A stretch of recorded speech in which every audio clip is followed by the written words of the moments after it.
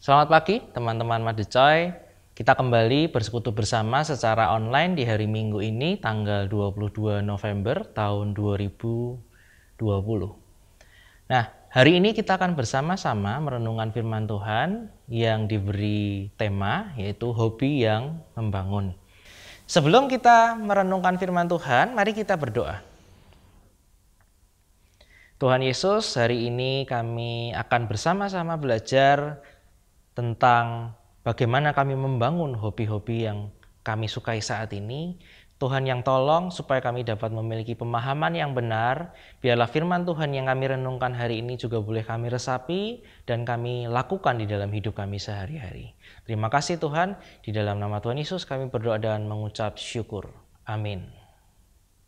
Nah, kita akan bersama-sama membaca firman Tuhan dari 1 Korintus pasal yang ke-10 ayat ke-31. 1 Korintus pasal 10 ayat 31. Demikian firman Tuhan. Aku menjawab, jika engkau makan atau jika engkau minum atau jika engkau melakukan sesuatu yang lain, lakukanlah semuanya itu untuk kemuliaan Allah. Kakak akan ulangi sekali lagi. 1 Korintus 10 ayat 31, aku menjawab, jika engkau makan, atau jika engkau minum, atau jika engkau melakukan segala sesuatu yang lain, lakukanlah semuanya itu untuk kemuliaan Allah. Demikian pembacaan firman Tuhan pada pagi hari ini. Teman-teman, tidak banyak orang mengenal seorang anak SMP yang berdomisili di Surabaya. Nama anak ini adalah Jason Surya Tamin. Dia adalah seorang anak muda yang kira-kira seumuran dengan kalian.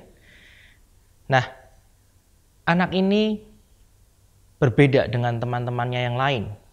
Ketika di usia-usia masih muda seperti itu, lebih gemar bermain, lebih gemar untuk nongkrong bareng di mall. Tapi kalau di masa pandemi ini mungkin tidak bisa nongkrong ya, tapi setidaknya mungkin lebih suka bermain game online dan sebagainya. Tidak dengan dia.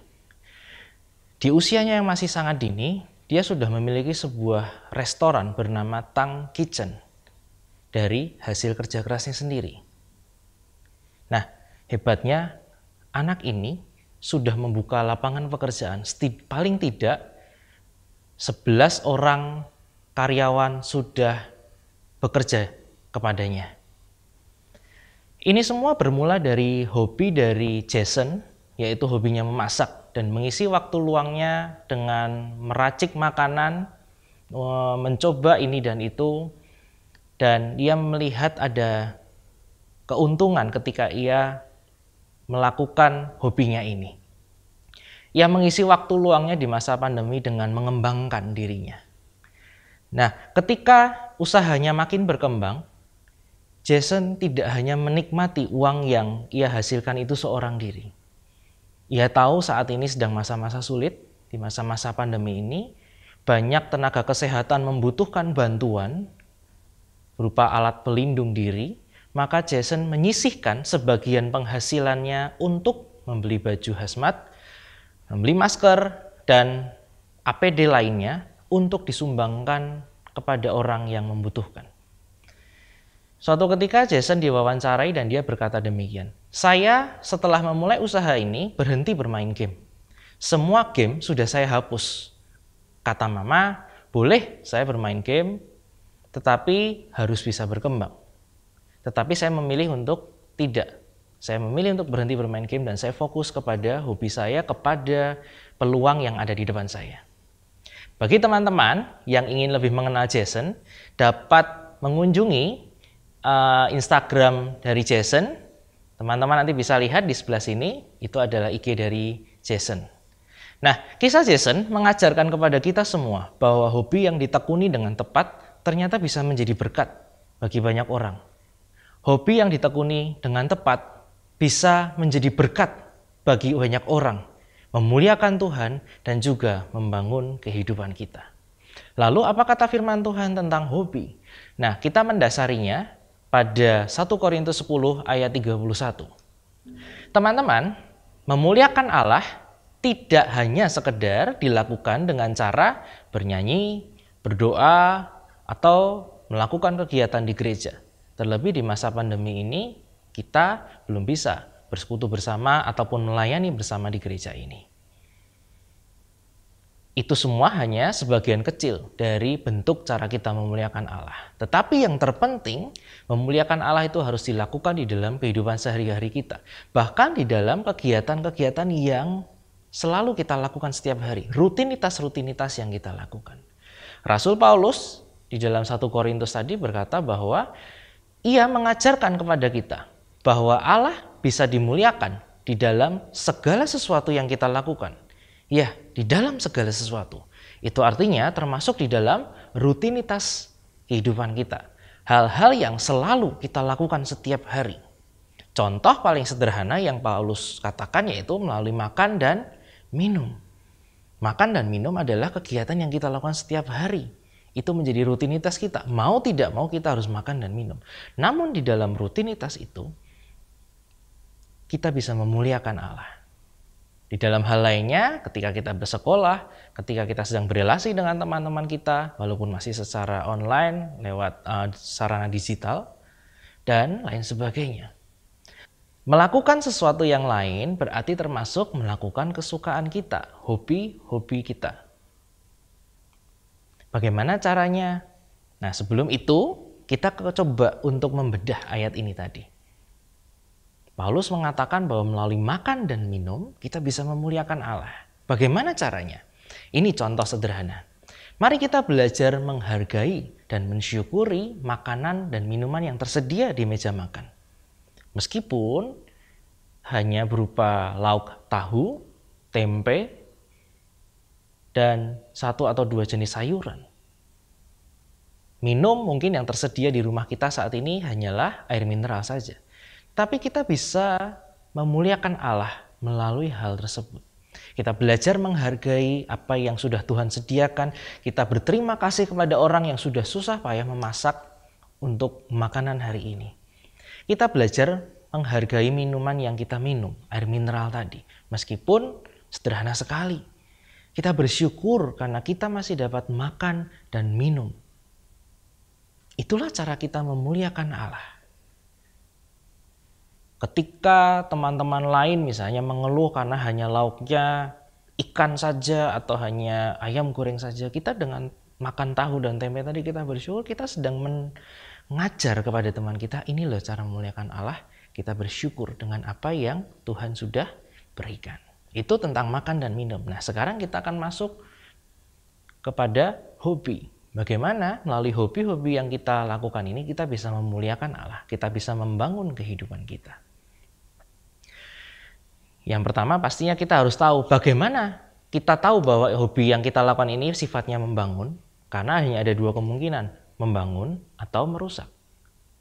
Kita harus tahu dulu apakah hobi kita saat ini adalah hobi yang membangun. Ada 3 pertanyaan kunci yang teman-teman bisa renungkan dan teman-teman bisa jawab di rumah.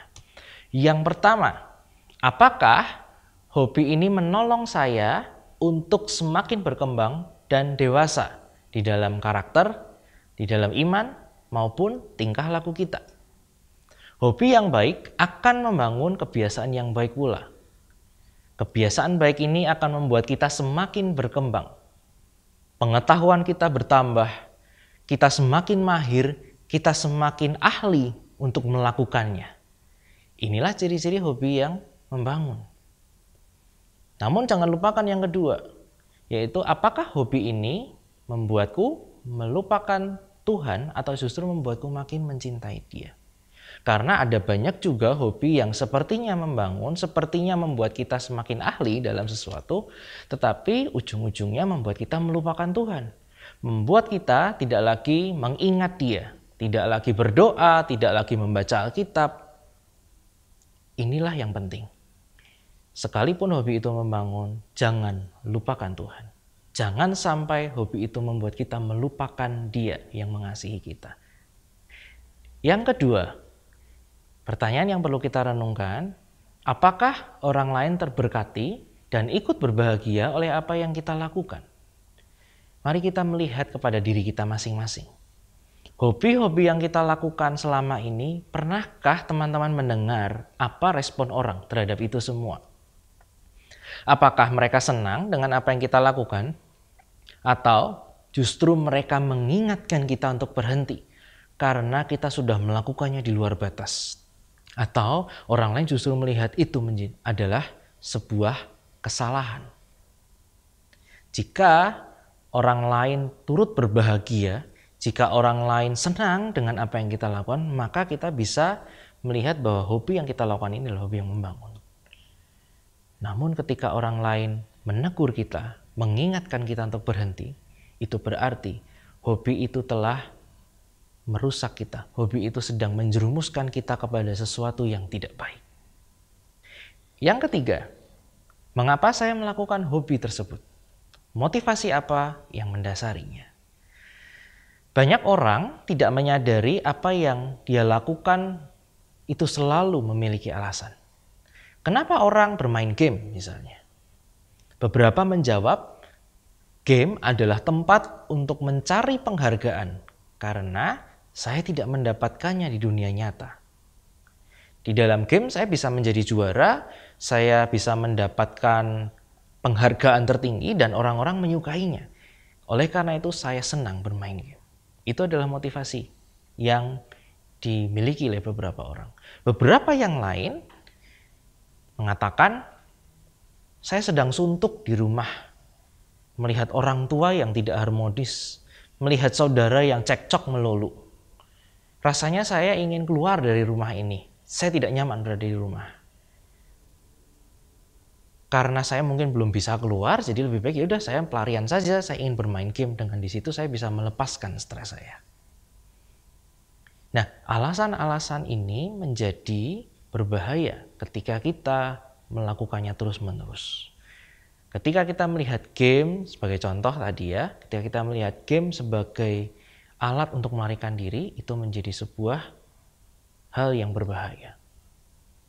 Nah, dari sini kita dapat melihat bahwa sebenarnya yang kita lakukan adalah kita sedang melarikan diri, bukan mengembangkan diri. Apapun hobi kita, semua hobi bisa menjadi tempat pelarian. Bahkan seperti yang dinyatakan tadi, misalnya hobi memasak. Memasak itu pun juga bisa menjadi pelarian. Berhati-hati. Kita harus memastikan bahwa hobi yang sedang kita lakukan ini kita lakukan dengan tujuan untuk mengembangkan diri kita. Kita lakukan dengan tujuan supaya Tuhan dimuliakan. Jika kita mendasarinya dengan rasa cinta kita kepada Tuhan dan motivasi ingin menjadi berkat bagi sesama, maka kita sudah melakukan apa yang benar. Jadi itu ya teman-teman, ada 3 poin penting yang perlu kita renungkan ketika kita melihat kembali apakah hobi saya membangun. Yang pertama, apakah hobi ini menolongku untuk semakin berkembang dan dewasa di dalam karakter, iman, dan tingkah laku. Yang kedua, apakah orang lain terberkati atau ikut berbahagia oleh apa yang saya lakukan. Dan yang ketiga, mengapa saya melakukan hobi itu? Motivasi apa yang mendasarinya. Nah, di akhir renungan ini, kakak mengajak teman-teman semua untuk mengembangkan hobi-hobi yang baik tadi, hobi yang pada akhirnya akan membangun kehidupan kita. Teman-teman, hidup ini hanya sekali, terbatas, dan tidak pernah kita ketahui kapan akan berakhir. Sebagian orang kembali ke rumah Bapa di usia tua, namun sebagian lainnya kembali ke rumah Bapa justru di usia yang masih muda. Biarlah di masa dan di usia yang tidak kita ketahui ini, kita belajar untuk bijaksana. Kita belajar untuk mempertanggungjawabkan apa yang Tuhan berikan kepada kita dengan segenap hati. Talenta-talenta yang kita miliki, kemampuan-kemampuan yang kita miliki, kita kembangkan itu menjadi sesuatu yang memuliakan Tuhan, yang menjadi berkat bagi sesama. Dan pada akhirnya, Tuhanlah yang dimuliakan di dalam kehidupan kita. Amin. Mari kita berdoa.